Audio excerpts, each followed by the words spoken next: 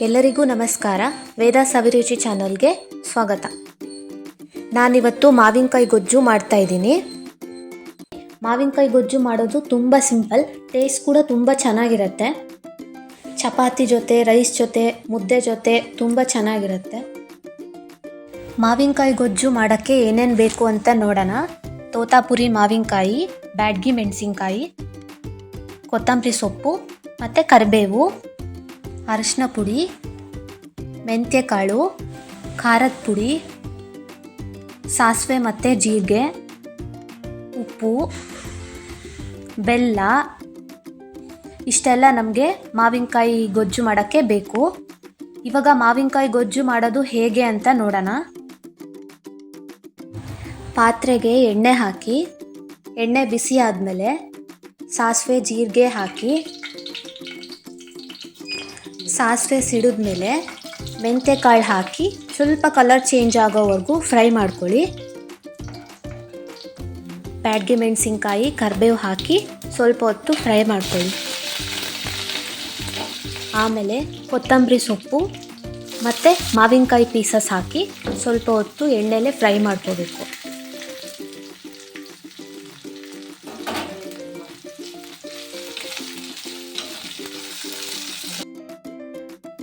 ಅರಿಶಿನ ಪುಡಿ ಮತ್ತು ಉಪ್ಪು ಹಾಕಿ ಒಂದು ಸ್ವಲ್ಪ ಫ್ರೈ ಮಾಡ್ಕೊಳ್ಳಿ.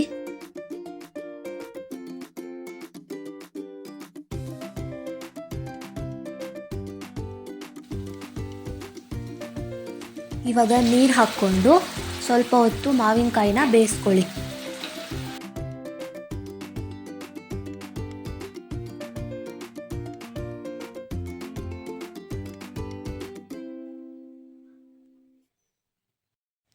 ಮಾವಿನಕಾಯಿ ಬೆಂದಮೇಲೆ ನಿಮ್ಗೆ ಎಷ್ಟು ಬೇಕೋ ಅಷ್ಟು ನೀರು ಹಾಕ್ಕೊಂಡು ಜೊತೆಗೇನೆ ಬೆಲ್ಲ ಮತ್ತು ಖಾರದ ಪುಡಿ,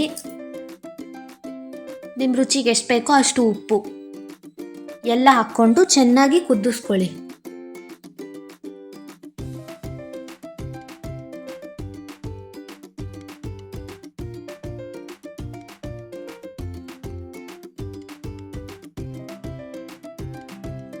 ಅದು ಕುದ್ದಾದ್ಮೇಲೆ ಟೇಸ್ಟ್ ನೋಡಿ, ಇನ್ನೊಂದು ಸ್ವಲ್ಪ ಉಪ್ಪು ಬೇಕಾದರೆ ಹಾಕ್ಕೊಳ್ಳಿ.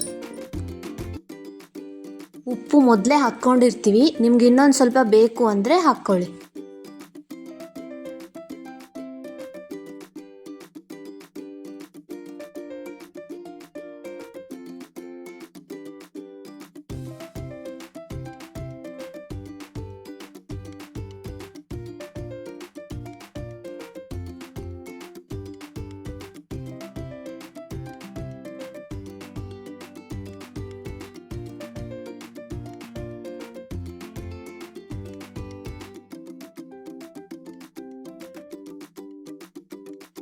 ಸ್ವಲ್ಪ ಆವಾಗವಾಗ ಕೈ ಆಡಿಸ್ತಾ ಇರಿ, ಇಲ್ಲಾಂದರೆ ತಳ ಹತ್ಕೊಳ್ಳುತ್ತೆ. ಇವಾಗ ತುಂಬ ರುಚಿಯಾದ ಮಾವಿನಕಾಯಿ ಗೊಜ್ಜು ರೆಡಿ ಆಯಿತು.